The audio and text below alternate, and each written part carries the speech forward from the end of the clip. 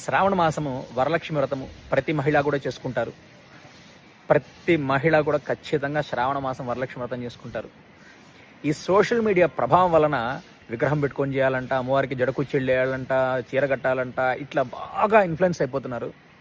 సింపుల్గా వరలక్ష్మి వ్రతం చేసుకునే విధానం చెప్తున్నాను, వినండి, తెలుసుకోండి. చక్కగా అమ్మవారి పటం పెట్టుకోండి. ఆ పటం ముందు ఒక కలశం, ఆ కలశంలో మామిడాకులు కానీ తమలపాకులు కానీ వేసి కొబ్బరికాయను పెట్టి దానిపైన ఒక జాకెట్ పీస్ పెట్టి ఆ కలశానికి బొట్లు పెట్టి అలంకరించుకొని అమ్మవారిని ప్రధానంగా గణపతి పూజ, పసుపు గణపతి పెట్టుకొని ఆ గణపతికి పూజ చేసుకొని, వరలక్ష్మి వ్రతం బుక్ ఉంటుంది, ఆ బుక్ తెచ్చుకొని గణపతికి పూజ చేసుకొని షోడశోపచార పూజలతో గణపతికి పూజ చేసి అమ్మవారికి కలశంలో అమ్మవారిని ఆవాహనం చేసి అమ్మవారికి పూజ చేసి తోరణాలు కట్టి అమ్మవారికి ఒకటి, మీకొకటి, మీ ఇంటికి ముత్తైదులను ముగ్గురిని కానీ ఒకరిని కానీ 5 మంది కానీ